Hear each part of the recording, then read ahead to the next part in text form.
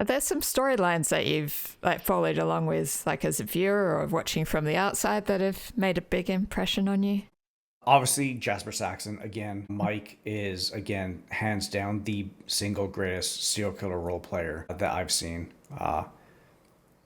I would absolutely love to be able to go and like have some sort of a team thing with him and some others as well. I think to make like a something that'd be a big group thing. I think that would be great for that kind of a story to really kind of expand on instead of just being an individual thing. Like maybe another cult type thing where each like kind of but different than the Far Cry stuff where each person has a task. There's someone at the head and there's certain people that report to others that are in charge of certain roles. That way one person can be picked off, which might lead to someone else or, those kinds of things. As far as other stories that, I mean, the chorus stuff is great. I love like seeing what's going on with Mackenzie. Like again, like I'll go back onto her Twitch, definitely Lex, and I'll watch the Kurt stuff from her perspective just because the way that she's going through things is so great. Actually, there is one regret that I do have, and that was actually with the Okay. Kurt storyline, and it was when he was out. So I was trying to make sure that because I would obviously be looking at the government app and seeing who's on duty and everything.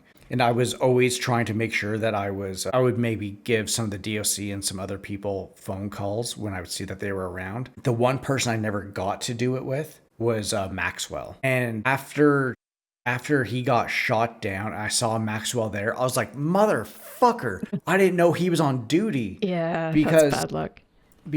every time that I would go and look, I would never see him on duty. Even though watching, I would see he was on duty a couple times, but I think I was engaged with some other things.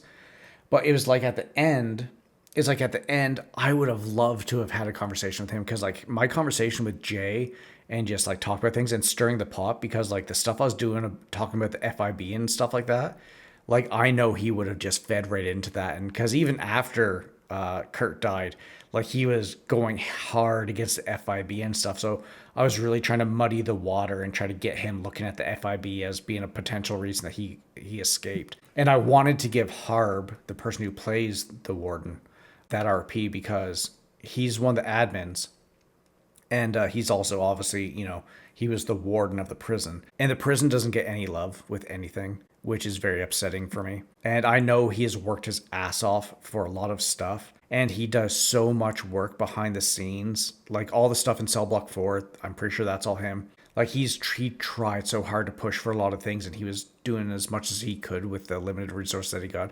But I don't think he really got much support. So I wanted to give him some RP as well. So I really wanted to call him up a couple times to have a good back and forth because he's really good at back and forth. Like I've had a couple talks with him as Kurt in like solitary, and the talks we would have were fantastic. Same with like Jasper got to do some of those too with the warden, and it was absolutely fantastic. Like Harb is great at that, and I really wanted to be able to help kind of show that off a little bit and give him something as like a thank you to him. So when Kurt was laying there dying, I saw him there. I'm like, motherfucker. I didn't know he was fucking around. I wish I could have gone out and did something so I could have given him some RP because that would have been great because he deserves it. Like I said, he worked his ass off. He was doing so much work behind the scenes and everything.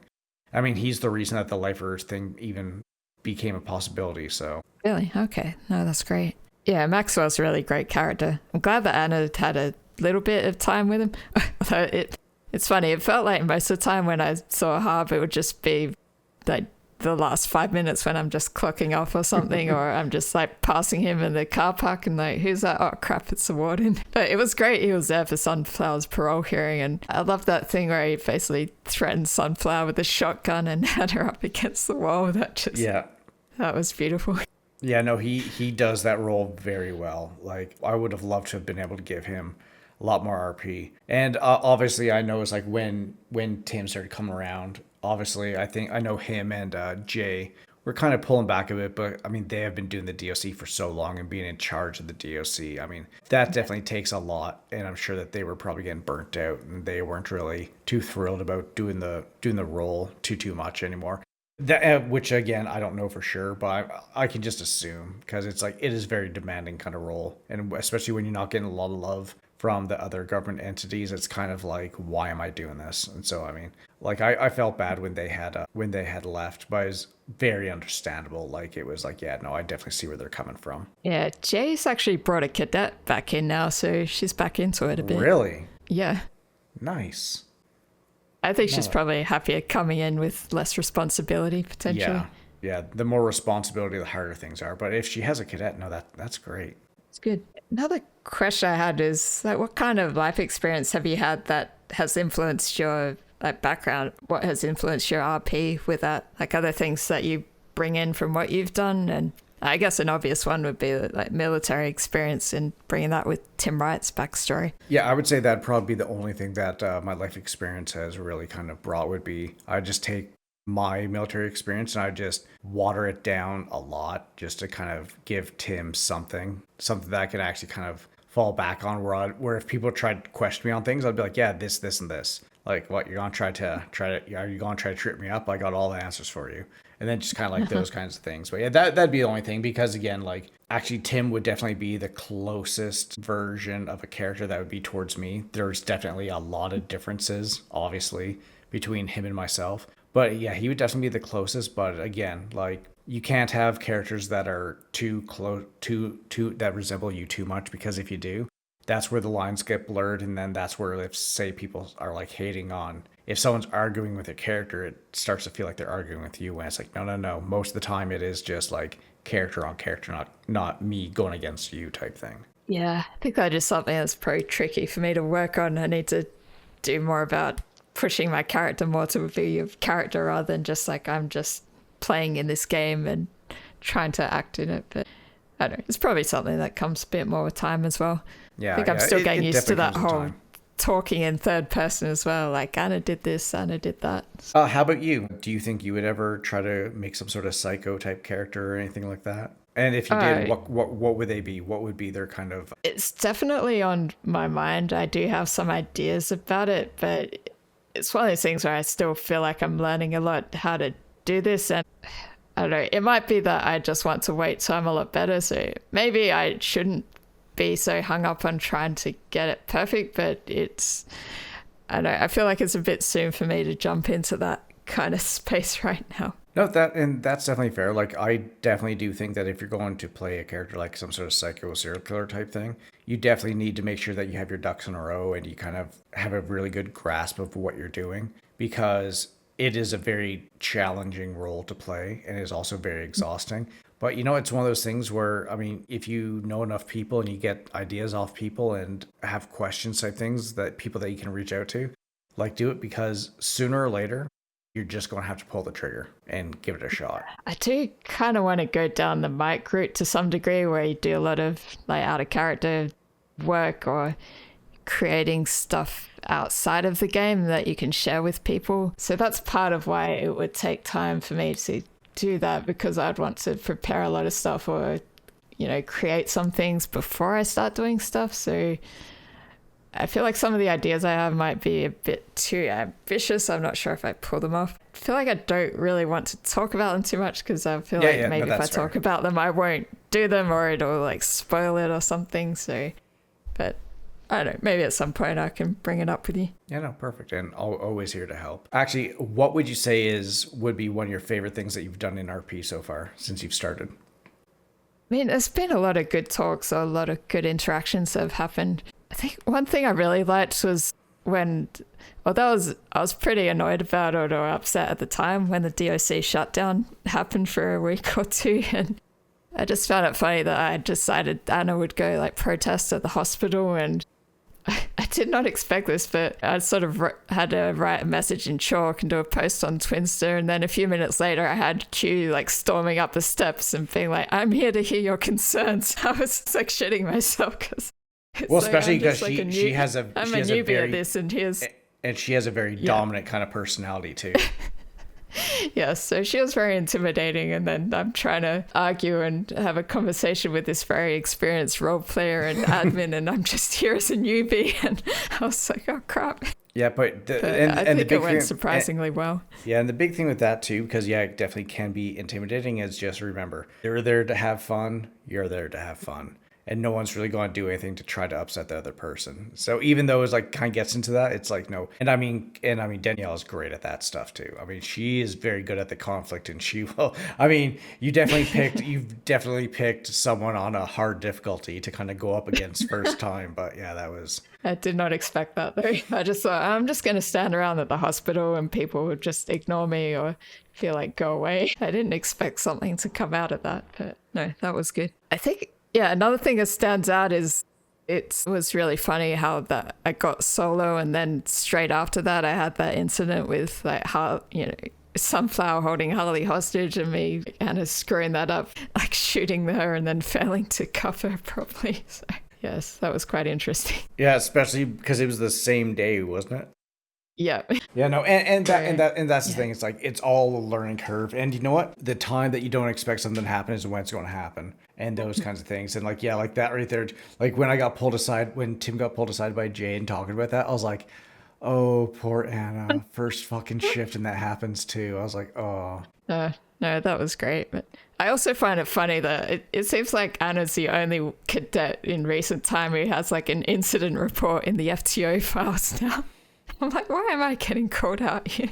Yeah, I mean, yeah. I think it kind of comes down because Tim has had to call people out on not doing paperwork and stuff too. And I think... yeah, true. I think some people were just kind of too nervous to even write some things down. Because the DOC is so small. I think some people just don't want to upset other people too and get them. But that's when people need to remember, it's RP. We're here to have fun and tell stories. No, I think it's actually good if Anna is screwing up or has some things go wrong though, because it just makes things more interesting. And character development. Yes. That way sometime down the road, Cass can go like, Anna, I remember you being at this point here where there's this incident report here, and look at you now, you're a fucking sergeant. Yeah, I have a question with stories or general RP stuff. Like, what was something that's happened that surprised you the most or caught you off guard? Trying to think. I'm sure there are things that, again, I'll kind of go back to the Jessie Skid thing, because I know this definitely caught me off guard, was obviously when she came out to, because again, there's like 10, 15 cops on duty, and she was the only one to even look at the 311 and come out and say hi. And that right there, and her kind of taking hold of that story and kind of helping it out, it caught me off guard, and it made me extremely happy. Like, I was like, oh my God, like this. Someone actually went, it's like someone who, at that time had like 5,000 people watching her streams and all that stuff is like, decided to come out and look at my story and want to be part of it. And I was just so happy and grateful and taken back by it. It's really good. Yeah, I have a question around the themes that you like to follow with, particularly in regards to like dark themes and serial killers. Is there something that you think draws you to these story ideas? I think I find it like I love to try to get into the mind of different things all the time. Like when I'll watch movies, like I love watching like what's the word I'm looking for? It's where like people are like Hannibal Lecter and those kind of things, where people are playing mind games with each other, where people are trying to manipulate each other. I like to see what's in people's heads, like maybe why they do certain things, and like what would I do in that situation? If I was a bad guy, how would I go and do what this person does or what that person does? And it's like, could I do my own kind of thing and kind of go with that? And at the same time too, I think it makes for great storytelling. And it's also one of the biggest factors is a lot of people want to do the gang role play and do the quick, like boom, boom, boom. For me, these stories are things that have to be told in a very slow form kind of storytelling. They have to be very slow. It's a very slow burn. Again, I'll say it over and over again. Slow burn is the best burn because you get the greatest reward out of it afterwards. Where it's like you have a very high stakes thing where it's not going to be I get caught, go back to doing what I was doing, get caught, go back to doing what I was doing. It's like, if I get caught, that story's going to be coming to an end. And so it just kind of getting into that, just like, I was just like, no, that sounds like a great idea. And that's what I want to do and have all the fun I can with it. Okay, cool. Yeah, I was curious how you work with other people with doing these serial killer stories, because I know you have to talk a bit out of character to confirm that people are okay with it or negotiate what to do. I was just wondering how you work with those kind of issues. So there's always going to be a couple different things. Now, especially with like my cult stuff, because again, the trials are very brutal and you need consent to be able to do those kinds of things. So you need to make sure that when you target certain people, that these are people that you know that will be willing to go along with stuff. And with that, because there's obviously a few different ways. Because I know there's obviously like scripting RP. That's a big no-no. But there are some times where you need a small little bit of it, where it's not a full-blown scripted out kind of scene, but it's like, hey, this is like my character. They need to be able to be removing people's like toenails, fingernails, cut them, drug them, do X, Y, and Z type stuff to them.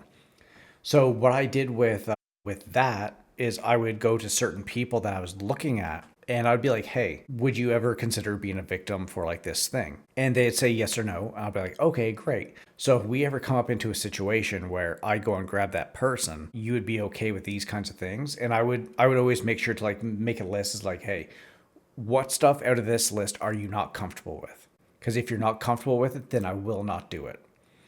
Something I did on Ignite RP with my Joseph Alexander thing. This is actually the other person's idea because we had talked about the because I'd already kidnapped her, so she's already kidnapped and she's going to be getting tortured. And so we were discussing it in our DMs, going back and forth. And I was like, okay, obviously here's the list of things that we're probably going to do, and she was all for it, which is absolutely fantastic. But what we ended up doing as well, because you need to make sure that the consent is there as well and very visibly seen. So what we did in Ignite was before I would say start ripping out her fingernails, I would do a quick little OOC message just so, it could be seen if, because there's most likely probably an admin or someone watching. Just do like the little local thing or do a slash, or no, sorry, it's the slash me's. It'd be slash me. Is it okay if I remove 3 times fingernails from your left hand? And they would be like permission granted type thing. And so then we get right back into kind of like doing the scene type thing where it's like here, like doing all that. Because obviously, like, it's a little bit of OOC talk, like in using the me's, which I know is frowned upon. But I think in a example like this, it's something that is like, yes, this is something that's good because that way you're showing that yes, there is consent. And it's not just like, and also when it plays out, as well as it does, then that kind of adds to it. So there'll always be a bit of discussion beforehand a lot of the times because again, you can't do this torturous stuff just on the fly with some random person because that's how issues end up arising. That's where people are like, I did not want to do this at all, or I felt forced like I had to go and do this, which can turn into a huge mess. Do you have much involvement with talking to admins about this as well? So I thought there was something in the Onyx rules you had to get permission potentially from admins for doing these kind of storylines. No, I've never. The only thing I ever put with for the admins at all was actually for when Kurt escaped from prison. Obviously, I kept him in the server for a couple hours because I knew that they would obviously be looking for him because Cora fucking died. Is when I got off the server, I went and created a ticket for the talking to the admins. I said like, hey, this is my plan. Do you guys want me to let you know in here for when I have Kurt out and about doing his stuff? Because I don't want, because for me, I don't want the cops out looking for him if he's not in the server. And because I also I didn't want to also just kind of be like, let it be known of all this kind of stuff. So I did kind of reach out to the admins. I'm like, hey, I'm just wondering if you guys want to know when I'm going to have him around so that people can happen. That way the cops aren't running around. And also for a second part to it, I said, also do not be afraid to throw the book at Kurt. Like anything, Yes. anything that you can think of, go for it. Which is why I think that the 100K fucking came out. Because that came out shortly, I think like half hour, 45 minutes after I sent that message. Besides that stuff, no, I'd never really talked to the admins at all. The only people that I let know of anything would have been the person that plays Casanova and also the person that plays Lex. I would just give them a bracket from about when I would probably really start doing my stuff for the day and when I would probably end. That way they could, if they needed to, they could adjust their schedule if they needed to kind of be around. And that way it wasn't like they're just missing everything and all that kind of stuff. Okay. Like I wouldn't tell them like, idea. oh, this is what I'm doing today. It'd be like, hey, yeah. Does this time frame work? Because obviously like with me, like I could be around whenever. So I'd be like, hey, this is the time I'm planning on being around. Does that work for you? Because if it doesn't work, I could be around a bit earlier, a bit later if you want, blah, blah, blah. But I mean, we're all insomniacs pretty much. So it all kind of worked out. And yeah, that'd be about all for that. So it's like, yeah, there's always going to be like a little bit of planning that goes into a lot of these things because these are very complicated things. And it does touch on some like, you need to make sure people are like OOC comfortable with things because some people, they want nothing to do with serial killer type stuff. They want nothing to do with torture. They want nothing to do with any of that kind of stuff. And so you need to make sure that the people that you're going to take are comfortable with that. And so that's why at least like an initial kind of like, hey, are you comfortable with this stuff? Not saying I'm going to come grab you tomorrow and then we're going to go and do all these things because yeah, that'd be a bit off. But yeah, if you go up and be like, hey, are you comfortable with this stuff? If this stuff ends up happening to you, that way they could be like, okay, yeah. Which again, can be fantastic because again, the one person, she didn't even know that Steven was a cult serial killer guy. She just thought that he's a normal because she was seeing him for therapy. And she saw him talking in a stream one day and she's like, what the fuck? And she's just like, do something to me. And it turned out to be one of the greatest things I did with him too.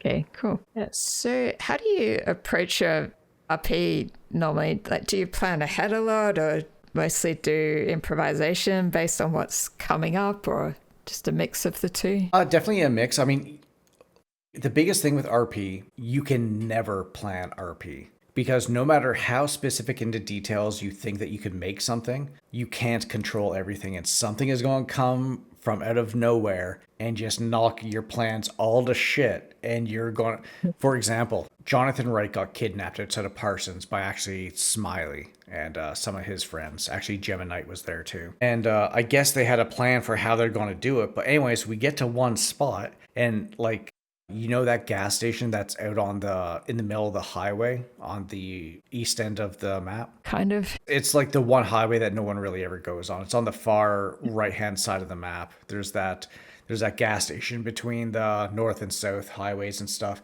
Anyways, we park there. I'm in the trunk and the fucking blocks come out of nowhere. And this is back on NoPixel 2.0. So it was Mike Block and some other people. They end up taking one of the kidnappers hostage. And all this other crap, which like their plans were getting tossed out the fucking window left, right, and center on that one. And that's the thing. You need to make sure that you can roll with the punches and improvise. Because if you're very rigid in what you do and you do not allow for any left or right movement, your story's going to fall apart. Even story-wise. Like if you have a story, I'm going to do this, and then I'm going to do this, and then I'm going to do this, and boom, it's going to be glorious. No, I'm sorry, that's not how it's going to work.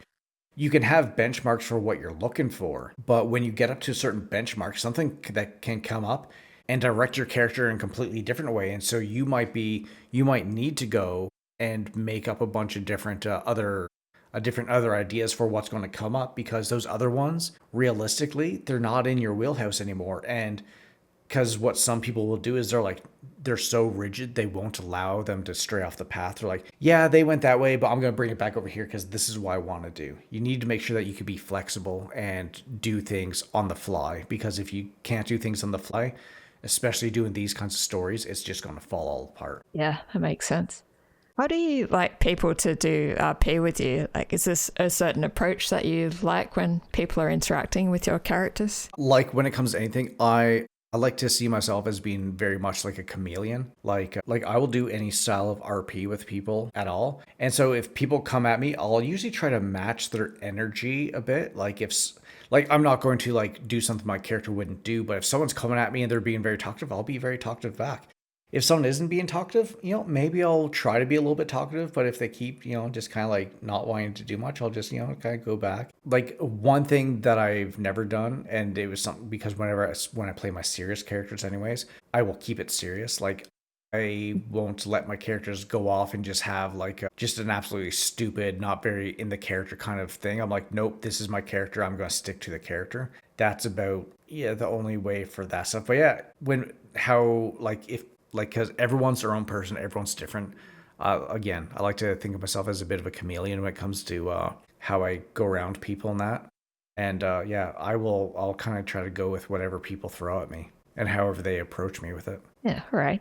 You've talked a little bit about planning some things out of character.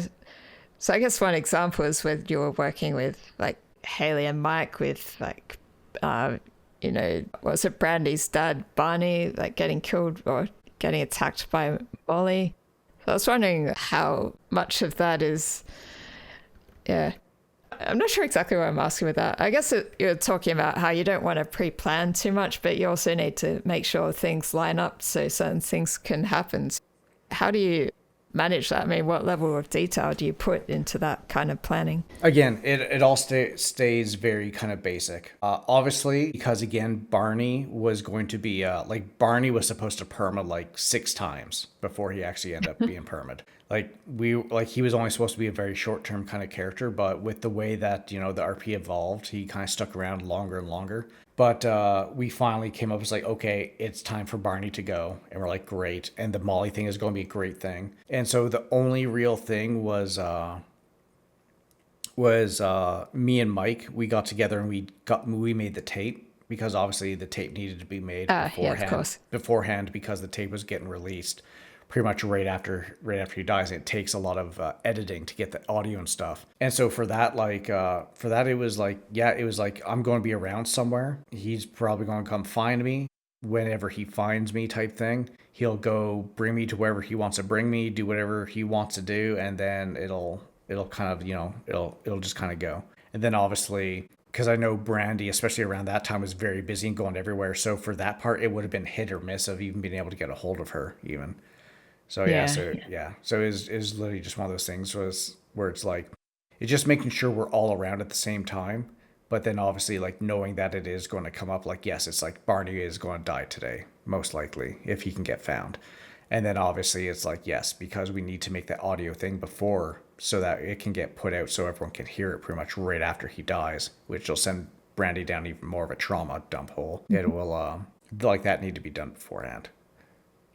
I noticed that your characters often ask very good questions. Is that something you do intentionally just to get more stories drawn out of people, or is it just your natural curiosity for asking a lot of questions? It's a bit of both. So I'm a very curious person. I like to know what makes people tick. But at the same time, for an RP wise, everyone has a story.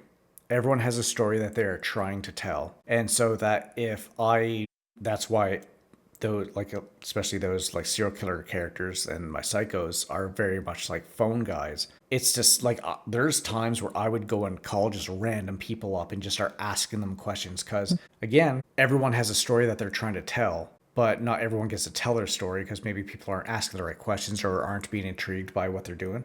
So I really just wanted to talk with all these people and ask all these different, like, there's times on Tim where I will have people come into the prison, I'll bring them to cell block 4, and I will start digging into their backstory. I've caught a few people flat-footed a few times, but I remember going and watching some people's streams, they're like, oh my God, someone actually reached into my backstory. I was struggling a little bit there, but coming up with stuff, it's that thing's like, I want to, like, again, so many people have done things to help out my stories and my characters. I want to do what I can to, even just whether it's helping someone's story come to life, or even just making them be like, oh my God, someone is asking about my backstory. It's just something like, for me, doing that stuff, it's a way for my character to gain information on people, especially when they're trying to be manipulative.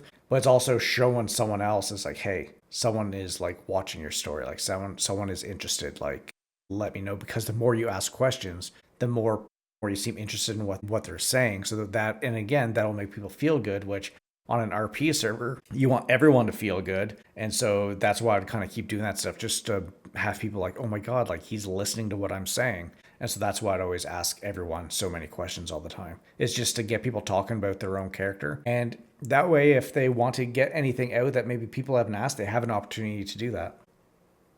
Do you have any favorite questions that you like to go to, or ones that get the most interesting response from? It'll always depend on who I'm asking. And again, this is kind of after he was already arrested, and this is on the Ignite server. He was being driven to the police station, and he was talking about all this stuff and talking about how his mother had died, and that's why he became a police officer. And so that's where I really started digging in. It's like, okay, well, what if this didn't happen? You wouldn't even be here right now. You wouldn't have met that person. You would have met that person. What do you think you would have been doing? Do you think you still would have been the alcoholic cokehead that you were back then? Or do you, like, I would use that, but also try to use it to kind of get digs at them and get them off their game a little bit. But at the same time, like a lot of, what was it? Oh, sorry. Some of the things I would kind of ask, and because this would kind of prod into people's backstory, if I'm just making conversation, would be like, what made you want to come to the island? Like, especially on Onyx, where, you know, the nukes had dropped and everyone's just back like a couple years ago.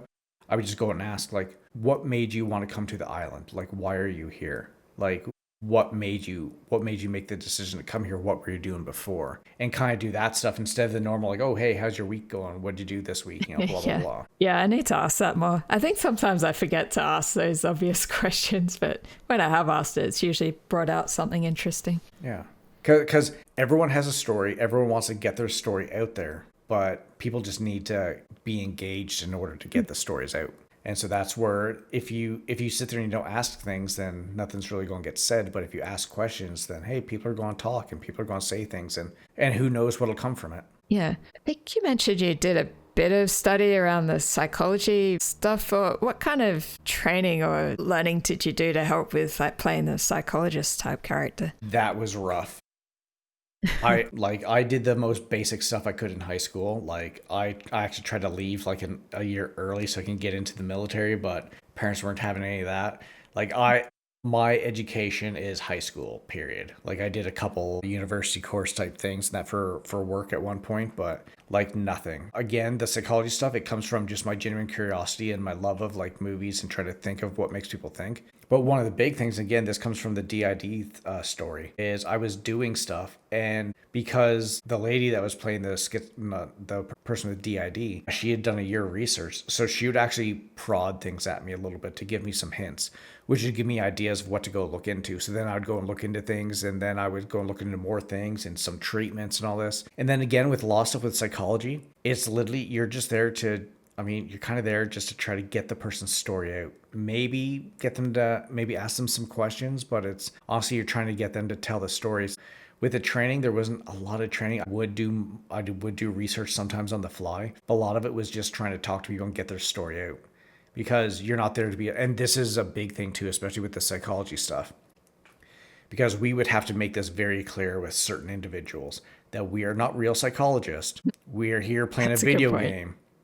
Because I don't know what the fuck I'm talking about. I'm just pulling shit out of my ass and hoping it works. And hopefully that goes along with whatever the person's doing in their character, because I am not educated in this stuff. Because I think that something that a very large percentage of people who do GTARP all have in common is we all have issues of some kind. We all have something where maybe we're not that confident, or we're using GTARP as an escape from some shit that's going on in life or something like that. So, we're all going through stuff.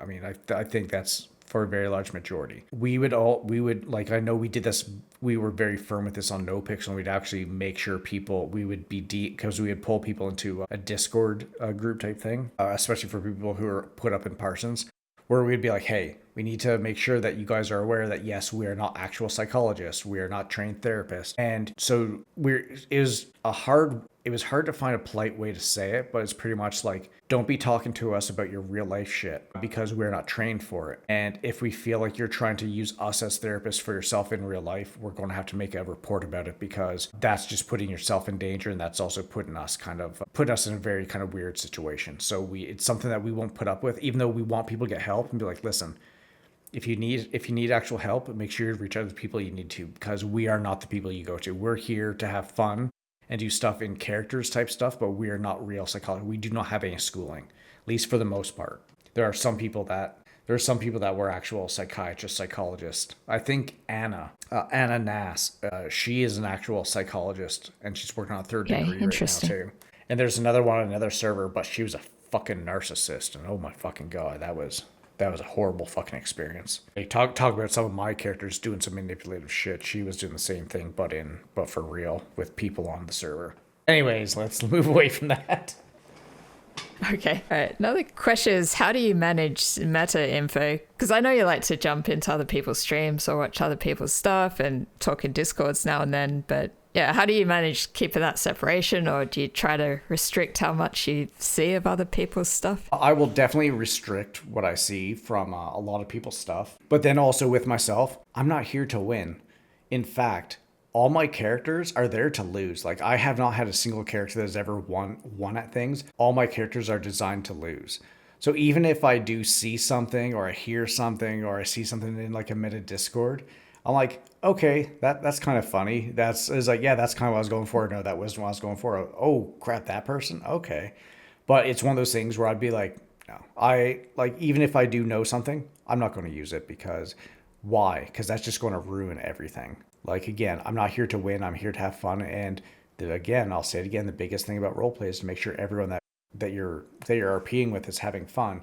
So if you go and take meta information and use it to get your character to do what they want, you're kind of fucking with the story. And because you can see people who try to orchestrate their story and make it very rigid all the time with no like leeway with doing things. And so they will always try to look for ways to make their story go that the way that they want to go. And those are the ones that kind of start to fall apart. But if you're, again, you sit there and you'll be like, yes, okay. Oh, it's like, oh my God, I can't believe that. But it's like, yeah, sure. My character doesn't know it. So I'm just going to kind of ignore that because even if you're sitting there and you're on screen, you're like interacting with them, you're like, oh my God, are they going to do this? Are they going to do that? But you don't kind of do anything. Like I had one person, I had a serial killer that I was talking with on my therapist character, and we were in a parkade and there's police watching us. And anyways, she sat there and she said, I know they're watching. And I look at her, I'm like, wait, what do you mean you know they're watching? And she's like, oh, wait, you didn't hear that? I mean, I could have easily have just went like, oh, fuck, okay, she knows the cops there. I need to get the fuck out of here. I was like,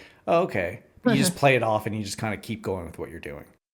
I think it comes with a level of professionalism. Yeah. I think one thing that trips me up sometimes is just a simple thing because I was watching for months stuff that was going on in the prison and like watching streams and things. So I felt like I got to know a lot of the characters through that. And now when I'm on Anna, sometimes I can't remember if I've actually met a character yet on Anna or if I just remember them from streams. So I feel like I should have taken notes carefully about like, yes, Anna met this person and they know this person. So yeah, you could do that. But some people are like, yeah, because honestly, anyone could make that mistake. Because I'm sure I probably didn't. Actually, I did do that a couple times with on Tim. Sometimes between info that I knew from Kurt to what it was on Tim, and I remember sitting there going like, "Wait, did Tim actually see that?" Because I think that was before he came back. I think that was with the Kurt thing. Or this is because Pepper, who played obviously Elena, and then also the doctor,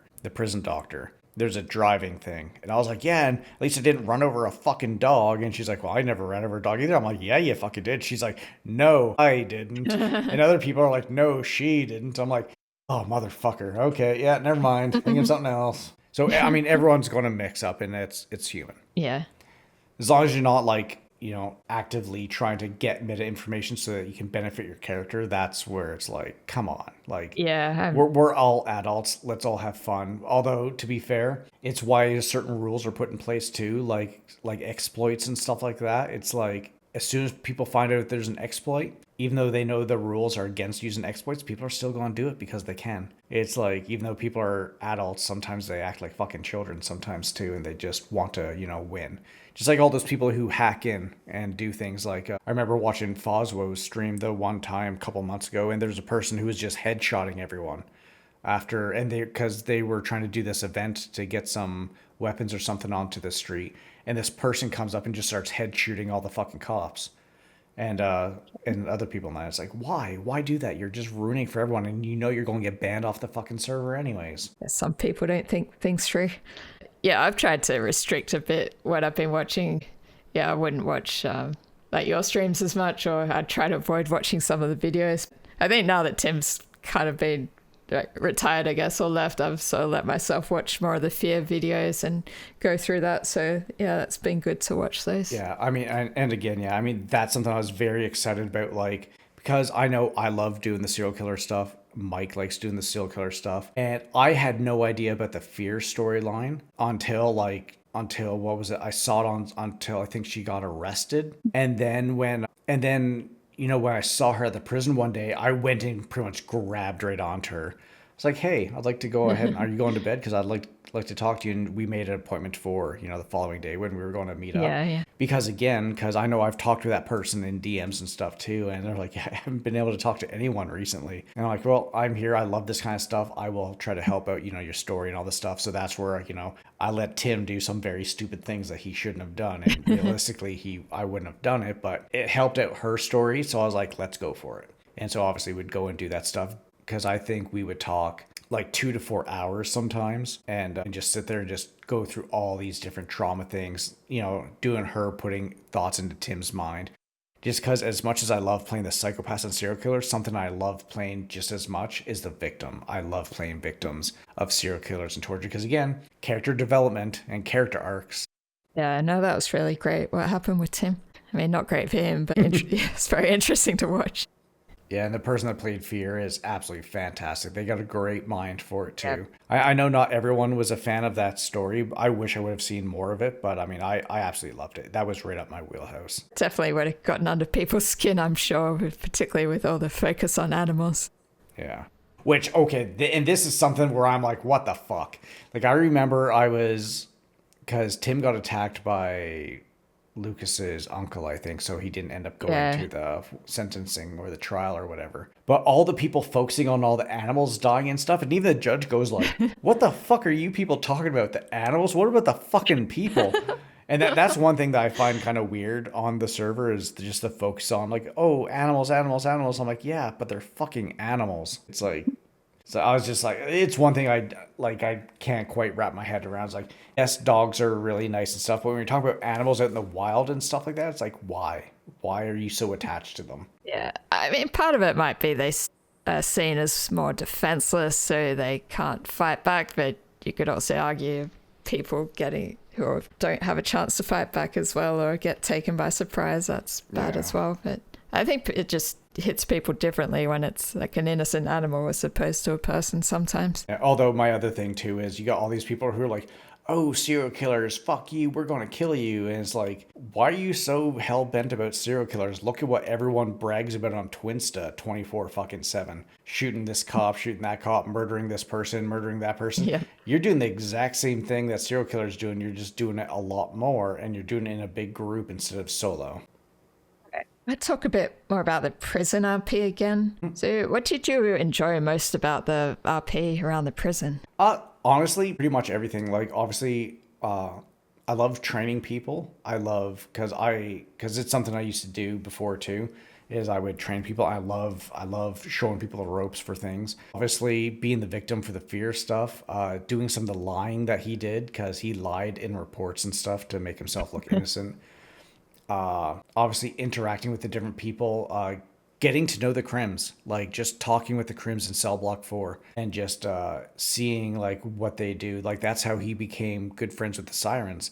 And then with the exception of Anna, like the sirens were the only people who really reached out to him after he got fired and stuff like that to check on him. So it was one of those things, like I love just getting to know all these. You get to know like everyone pretty much, because whether it's the cops coming into the prison because there's an incident or the criminals that you're working after. Although Tim almost never got attacked. No one ever went, because he was always giving people time off. So people weren't really attacking him, which was nice, but it also kind of sucked because it just meant that I was just a talking head then and I didn't get like stabbed or anything, which fine, but still is like, it was nice. It's like you get to know people, which is fun from all the different aspects. Right. You've talked about how people tend to get burnt out working as DSC. I mean, you did mention it can be a pretty boring job at times. Do you think there's anything else that drives the burnout, and how can people manage that? Well, I mean, when it comes to prison, I mean, again, I'll say this again. The prison gets no love, which sucks. I know Harb really tried for things, and it seems like it was getting shut down left, right, and center. So, I mean, the prison really didn't get a lot of love, which can be frustrating, which can lead into some of the burnout. Sorry, wait, what was the question in full before I kind of get back into my explanation? I guess, what do you think drives the burnout, and how can people manage it? Yeah. And then again, it's going to be the long times, like the long shifts, like especially in the early morning for us in North America, not people on the wrong side of the world. Like those early hours when you can go like stretch like hours and hours with no one around, it's mentally exhausting. Like, yes, you're not doing anything, but you're also sitting there, you're on the server when you know you could be doing 1,000 other things, but you're there just in case someone gets sent up. And then when you see people just ignore you and run right past, like not even saying hi, not even acknowledging you, like, I mean, that drives the burnout up, because that again goes like, I'm standing here for hours just in case someone shows up so I can give them the RP, and you're just ignoring me like that. Like, that's something that definitely burns. I think that's a big thing that burns people out.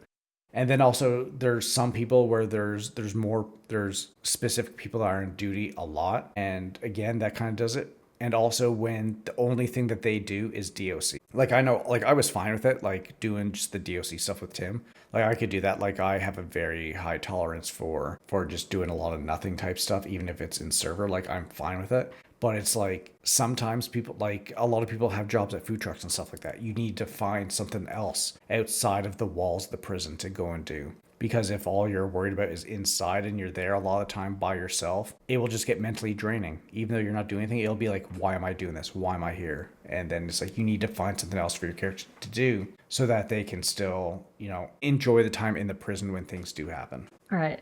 You said the prison doesn't tend to get a lot of love. I mean, what sort of things do you think that the prison needs that would improve that? Well, I mean, there's always going to be other things like you see it on other servers where there's things that people can do. Like, for example, like when I was there on Steven, there's no way to get phones. There's no way to get anything like that. There's no way to get contraband and those kinds of things, which sucked. Thankfully, with when the prison got that remodel, you're able to get phones off people. You're able to get money, watches, even the bricks if we unlock the gate ever. Those kinds of things. But still, it's like, it's just like a little bit, like, there needs to be things that, like, say if people get sent up to prison and there's no DOC on duty. We had this back in No Pixel 2 where you could do a job where you can go to a place and you could sign up with like kind of like Ernesto, someone like Ernesto, and he'd give you certain jobs, and when you would go and do those jobs and you'd actually have to do it, it would lower your time. So each time you would complete a job, your time would get lower and lower so that you can keep doing those until, you know, you got out of prison type thing if there's no DOC around. If there's DOC around, then they'd be the ones that get you to do things. It'd be like the same stuff we do now. Yeah. Other things would be like being able to like craft weapons and even some drugs and stuff like that. Like, it wouldn't be something that would be like very, very easy to do. Like, it's not something that someone could come up for like a quick half hour and be able to get like a shiv or like get some meth and stuff. Like, it would be something that would take some effort and time where it's like you might be able to get a piece of scrap metal from somewhere. Then you go to another station and this is where it's like kind of works out, but it takes a long time to kind of do it. And you got to be in one little area for this time so you have a chance to get caught by like DOC and stuff like that if you're doing these things. Like, those kinds of things would be good. And I've seen it done in a bunch of different ways. Like, on another server, there'd be little mini games where you can go and do things to be able to like make shivs and stuff like that. And to like make one shiv, it'd take you like 10, 15 minutes or so, but it'd be something that you can do. Then you can, you know, stock up on the shivs, sell them to people as they come in and stuff like that if you're in there for a longer sentence. And yeah, like, things like that would be nice. Even just some cosmetic stuff. Like, I know a lot of things have been in the works, but nothing really happened. And it kind of annoyed me where, what was it, like a couple of weeks ago, where there's that wedding in the prison and they dolled up the area for like the prison thing. And I'm like, so you guys did that on a whim, but you can't get other things into the prison that have been requested for a long while. It's like, come on. Maybe it's a bit easier if it's temporary. I'm not sure. Yeah, it would definitely be good if there was more things for people to do when DOC aren't around. I feel like it would be good to change up how the contraband stuff, I mean, not contraband, but, you know, the stash locations work as well, because you're sort of always going to the same spots and looking at the same kinds of things, so it can get a bit repetitive. So it would be interesting if they changed things up a bit there. Yeah, or even some things where maybe inmates could get to that DOC can't really kind of see. Yeah, you know, kind of like the lockers that they have in there, but just like maybe some random spots. That way, it's like, you would need, you know, someone with like the god power to come in to be able to really search in certain areas. Yeah, Guided's been encouraging us to put more suggestions into the DOC suggestions chat, like in the Discord. So yeah, a few of us have been putting in some suggestions in there, and like Jay's player, she was putting in a lot of crazy ideas about massive prison break ideas. So that was pretty interesting. Like, stuff like that would be great.